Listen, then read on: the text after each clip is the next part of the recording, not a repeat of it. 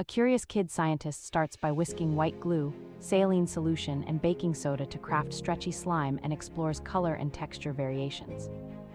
The mini lesson explains that glue polymers link to form a stretchy network, while air, shaving cream, or glitter changes fluffiness or sparkle.